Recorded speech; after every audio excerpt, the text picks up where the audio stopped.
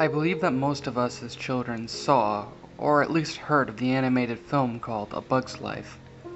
It was one of my favorite movies to watch, and it stayed like that until I saw The Godfather and Leon, the Professional. While that is all fine from one's perspective, it's not what I'm about to talk about. On the same year the film was released, a game based on the movie soon followed. I remembered my mom buying it for me a year later when it arrived in my country. I was so happy that I immediately installed it on my Windows 95 computer and started my adventure. It was so much fun killing enemies while crushing them with my butt.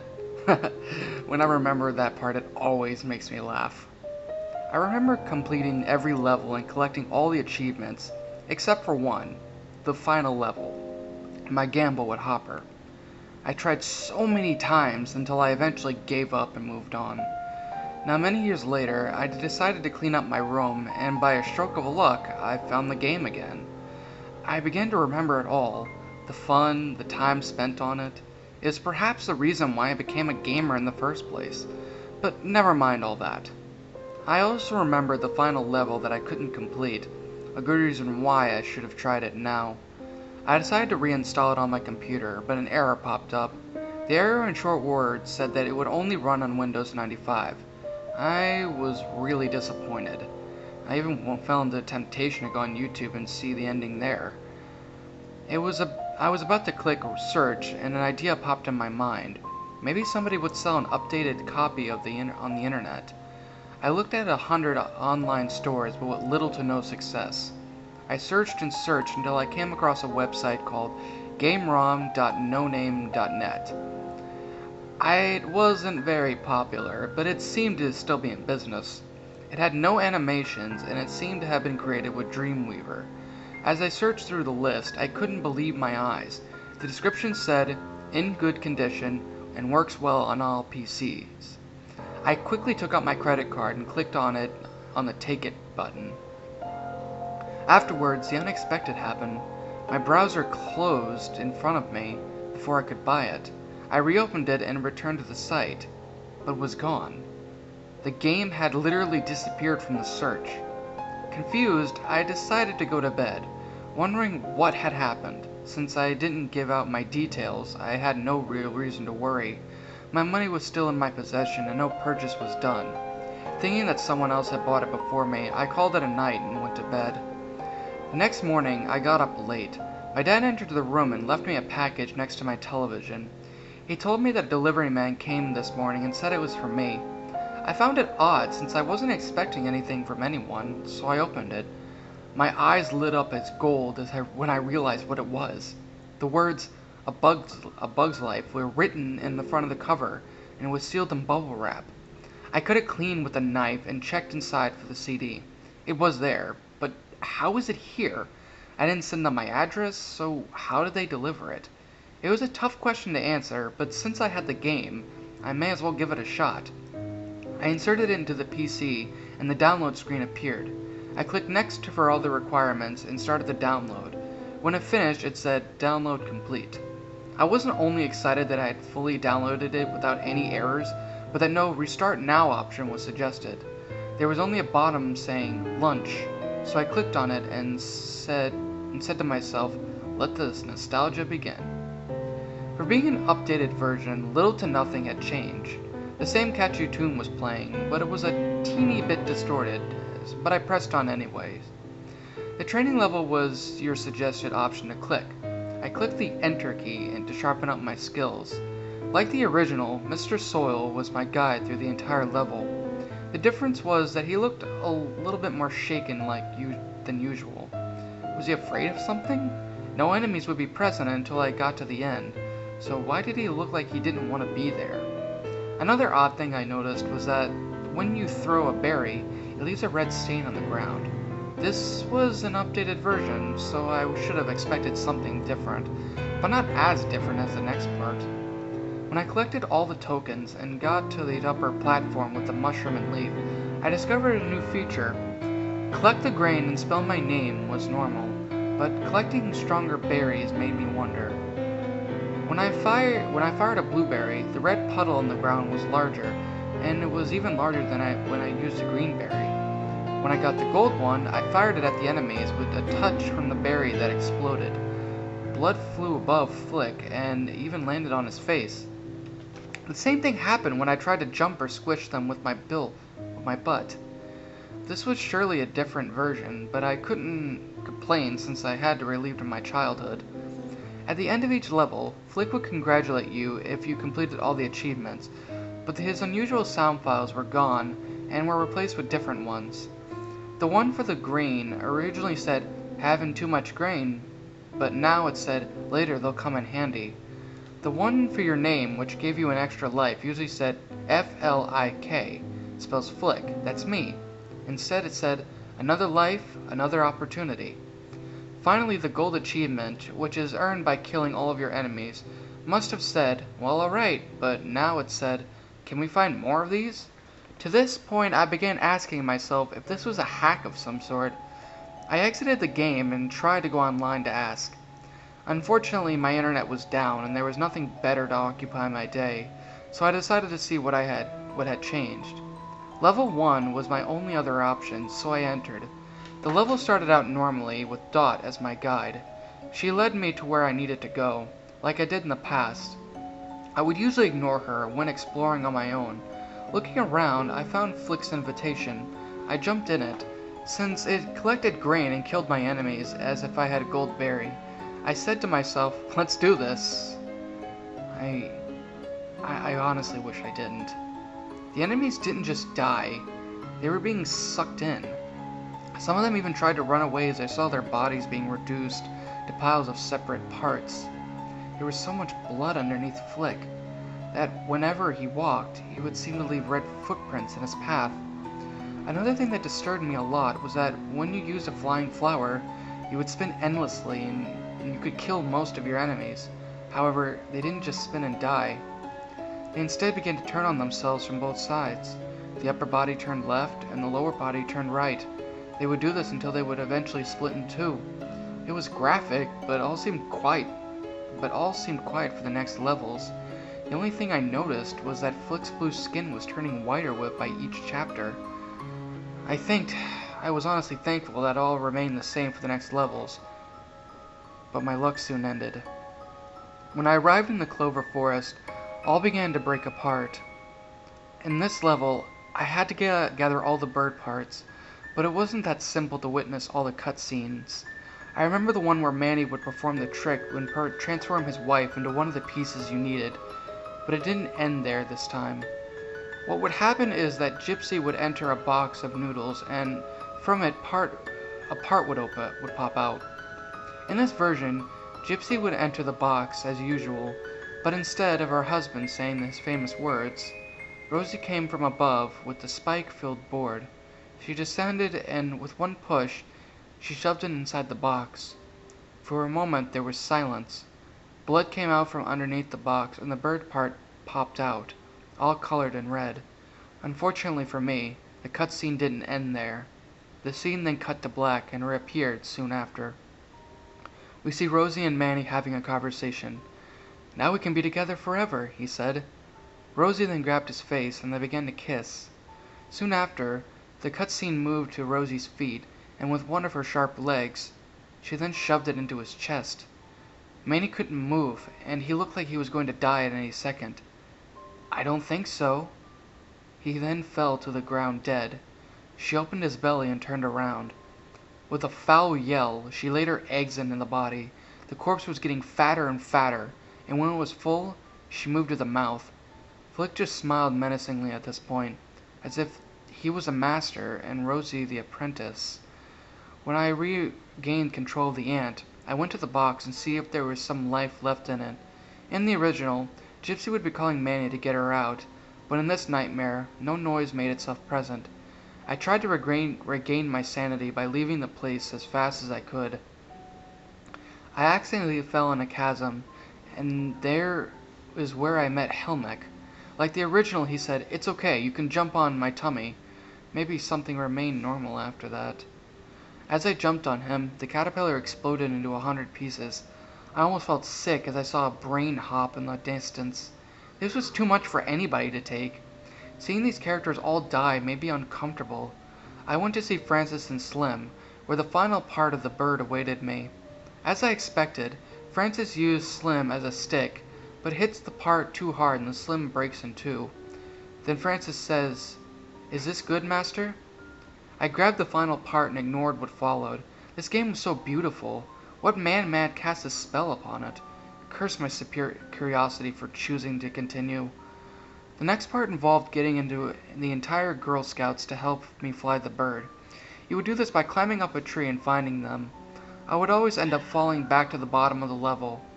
It started out normally at first. I began my ascension and reached this first scout. Here's where things got creepy again. Dim came down and picked up the scout, but instead of holding her until getting on top of the tree, he dropped her to the ground, and as soon as he reached the highest point in the sky, I quickly rushed back down to see if the NPC was still alive. She was, but her voice was weak. "Why?" she asked. She then stopped moving for good. Her eyes were open and endless tears began to fall from her cheeks. There was nothing I could do, so I continued up the tree. I came to the second scout, and as the first, I approached her. Dim came down as well, but this time he didn't drop her. Instead, he landed on her and crushed her into 100 pieces. "Was that good, Master?" he said before flying back up. I found the third scout soon after, and Dim repeated his action with a different outcome. He came back down from the sky and bit her body so hard that it severed her head and her legs fell to the bottom of the tree. He then munched whatever remains of the girl and looked at me with blood between his teeth. "Master is right. Children taste better than adults," he said before leaving again. I found and approached the ultimate one, but Dim didn't come this time. In his place, Rosie used her web to cocoon her victim. "Sorry, dear, but I need more space to lay." After covering her face, she grabbed her by her hands and took her away, never to be seen again. I came across the last one with a quick pace. I came close to her and Francis showed up. He looked at her with hatred, as if she ruined his life. "Leave her, my lord. She's a useless waste of time." This cutscene then gave a close-up on her. Time appeared to be going faster until I noticed bones beginning to show forth on her skin. In a moaning tone, she then said, "Feed me." Soon after, she bent slowly to the ground and closed her eyes. Time moved faster again, and her skin decomposed, as there was none left. She was nothing but bones. Then the little girl's skeleton became ash, and the wind blew it away.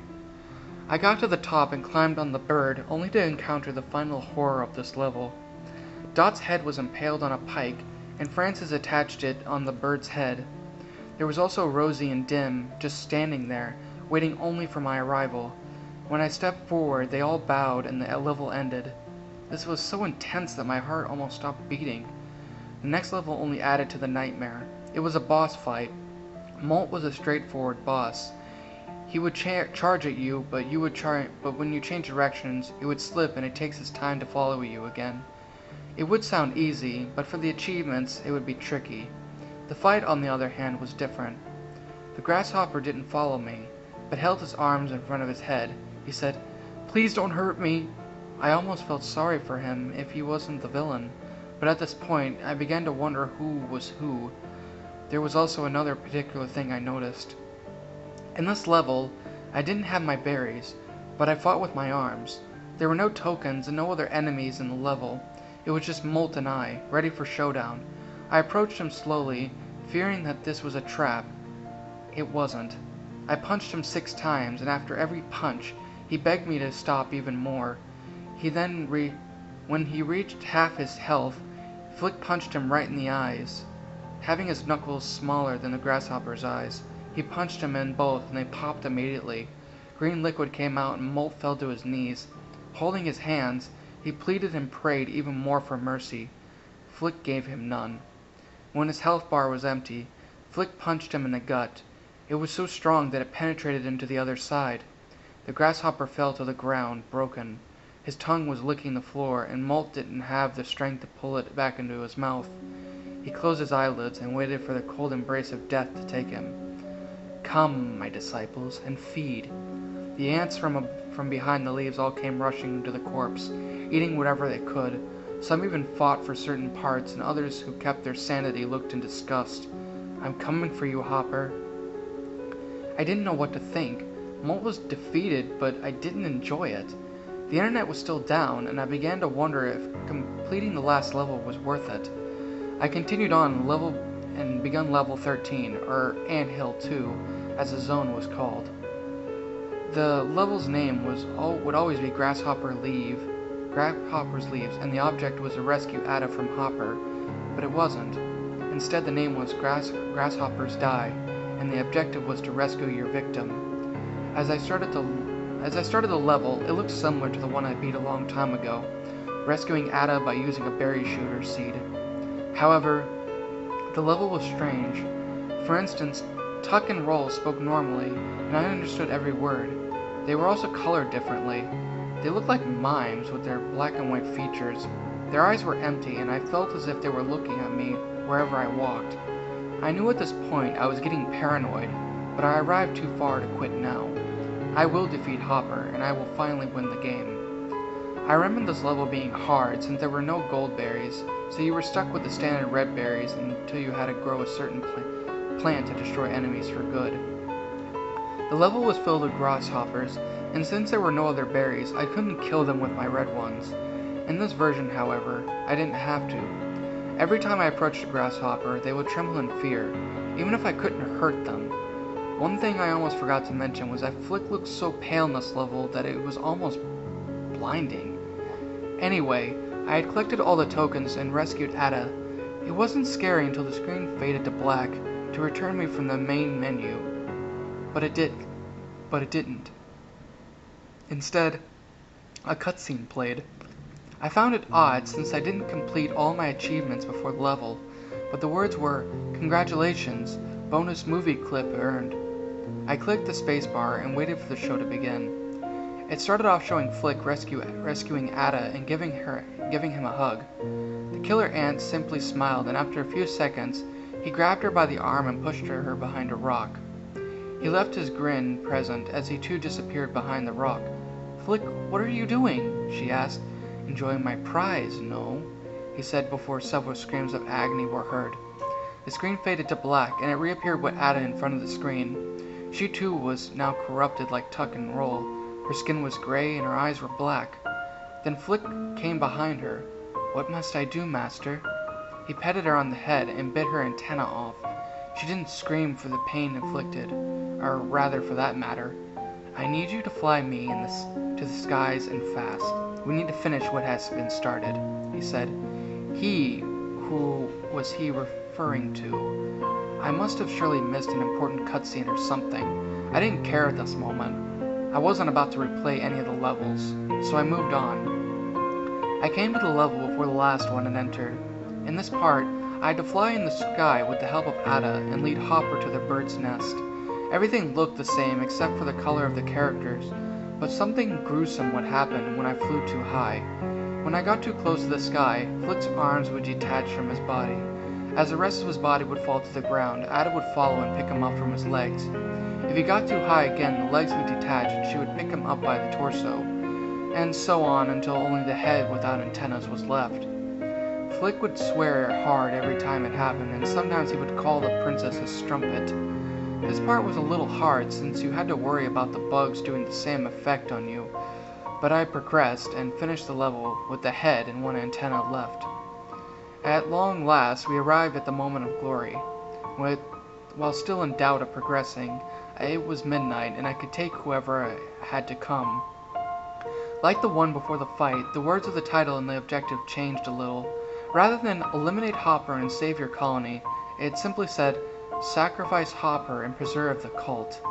I entered the level with the previous ones and already felt wary when I saw Tuck and Roll. As I touched one of them, they both spoke the same sentence. "You are fixed and the fires are ready." They were right. My entire body was back together, or at least I think it was my body. Flick was back in his original blue color, but his body didn't match. One arm was bigger than the other, and my feet didn't look like that of an ant, but more of a caterpillar. I decided to ignore it and move on. What struck me odd about this level was that the enemies were nowhere to be found, aside from Hopper. Where they would usually be found was now replaced with green goo. The rain was also acting weird. Instead of coming from the sky, it came from the ground and went upwards. Flick didn't care about these details as he kept on repeating it to himself, "We're almost there." I took the blueberries and began to push Hopper ever closer to his end. He wouldn't stop repeating, "Stay back, you monster!" I almost made it to the top of the hill with plenty of lives left to spare. After so long, I was finally going to close a chapter in my life for good. I kept attacking with my berries as Hopper kept on trying to keep his distance. After getting him to the top, I spammed as fast as I could to the control button and fired berries at the grasshopper without care. As his health went down, I couldn't help but see his body become purple. I assumed he was becoming bruised. But when his health bar was empty, a cutscene occurred. I was expecting the bird to come down and take him, but the bird never came. Hopper was on the ground dying, and Flick stood there silent, but not for long. The ant grabbed the stick from nearby and shoved it through his mouth until it reached the other side. He then gave the impaled Hopper to 2 ants, and they cooked him over a campfire I didn't notice before. As the camera turned around, I could see all the ants and the remaining circus performers. Their skins looked like Princess Ada's. They didn't move, and they didn't care what was happening. Flick then bit Hopper in the head and cracked open his skull. "Come and take it!" he yelled. I expected the game to be over, but it wasn't. After the black screen, Flick is seen sitting on a tree with Ada sleeping next to him. The camera then zoomed in on Flick. His eyes would be blank if it wasn't for a round red circle running around the empty white. Our eyes were connected with one another. I couldn't break the contact even if I wanted. "Tell me," he said, "was this the ending you expected? I know you have many questions, but first answer mine." I shook my head to him and gave him a no. "No?" My heart began to pump faster as I couldn't believe what he saw me do that. This was a video game. He wasn't supposed to know that what I was thinking. I calmed myself down and let him continue. "What? You expected me to be seen as the hero? You of all people should know this, Joseph. Did you really think I traveled to the city to find help? I went there to recruit, to help abandoned nobodies to take the vengeance they never got, to overthrow the corrupted folks who left us for dead. Sure, some didn't make it, but it's not my problem that they were having second thoughts. We can't afford another dagger to the heart, can we? You and I are the orphans of society, forgotten but not lost, unknown and unloved by all. You and I aren't so different from one another. You try your best to help people in your everyday life, but all they want to do is take you down. You give them a hand and they bite it. You try your best to make a difference for their boon, but everyone pushes you away. No one wants to be your friend, even if you want them to see you as such. Our path is a lonely one, Joseph. Only together can we truly do things. You will eventually become corrupted because of your love for others. It's a fate you can't avoid. I think it's time for you to make a choice. Join my cause or be banished by the army you helped me create. Give me your hand and let me enter your world." Suddenly Flick's hand came out of the screen and was millimeters away from my face. I was gasping for air as I took all the words in. This ant was here in front of me asking for help. But what should I do? This was most certainly had been a bad dream. No, it wasn't. It was real, and I had a choice to make. I lifted my hand and took out my index finger. I aimed it to the hard disk release button. "What are you doing?" he asked. I swiftly clicked on it and waited for it to open. In anger, Flick grabbed my neck and began strangling me. As I tried to get up, his head came out of the screen and I was petrified for what I saw. Flick's head was identical to the ant here on Earth, the large Malabites and those red-colored eyes. His grip got tighter and at the point, everything began to fade. "You have ruined everything! You—" A sound I recognized was heard and Flick disappeared. The game exited automatically and my desktop was shown. I picked up the disc with a picture of him on the front. I turned the CD around to see if it was scratched and tried to make sense of it all I had witnessed. Another surprise awaited me. The ant and his crew were all there. He wasn't dead yet. Aside from Flick, everyone else looked disappointed at me. Opening his arms, he tried to bargain with me. Joseph, surely you now see who the villain is. The world. You are detested to become like me. It is the only way you'll survive. Now put the CD back in the computer and let us out. Do it! Out of pure instinct, I broke the CD in half. As soon as it cracked, loud screams were heard. They were so ear-piercing that I was paralyzed. I held my ears for all the 3 seconds it lasted. My neighbors were awakened by the sound, so I went to go calm them down. When I returned, I cleaned the floor, and soon after I went online. I wanted to contact the website about this cruel joke, but my search engine gave me nothing. I tried searching for the URL, and the results was the same, as if the website never existed. Since it was the last website I visited, I went to my browser history. As I expected, there was nothing about it. According to my history, the last website I visited was YouTube, to search for the ending I didn't see. I should have done that instead. I decided to ask online, and I typed in if anyone knew about the website or this hack of a bug's life. In less than a minute, I had an answer. A woman by the name of Katie contacted me and ordered me to take down my post immediately. In exchange, she would provide me the answers I seek. I did as she asked and contacted her soon after. Is the game still in your hands? She asked. I destroyed it and threw it in the trash can, I responded. Thank goodness, you're a lucky one. As the conversation went on, she told me that the website I had bought it from was referred to as the Devil's Trolley. It only appeared once in every person's life and disappears after 7 minutes you leave or buy something. She went on to explain that no one knows who the owner of the website is or why he gives out these games for free. I assumed the price was supposed to be my life. Her next words would traumatize me forever. You're lucky it was just a game made for children. You got out easy. Others, however... There was a man who bought a version of Amnesia, the Dark Descent, from the site. When he started playing it, he stopped for a few minutes to blog about it online for all his friends to know about it. He said how realistic it was, and he was going to upload screenshots of the game after he was done playing. I saw the post in time and contacted him. I pleaded for him to destroy it, but he didn't listen to me. The next morning, the police found him dead in front of his laptop. 4 scissor marks were visible in his face, and his heart was missing. The police presumed it was cut out by some kind of saw. The man was my son. I gave her my sincerest gratitude for my warning, and my regards for the story she shared with me. Right after I gave her my 4 farewells, she sent me one final message. Share your experience with the world, how you found the game and the progress in it. Leave no details out. I want the world to know before more lives are taken. And for all of our sakes, never tell any soul the name of this website.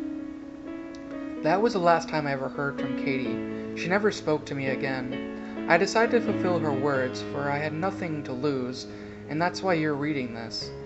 Sometimes I wonder if Katie was actually the maker of the game, and she only needed me for free publicity, but I digress. What perhaps scared me the most of this experience was that I was always at Flick's mercy. I still think deeply of his words.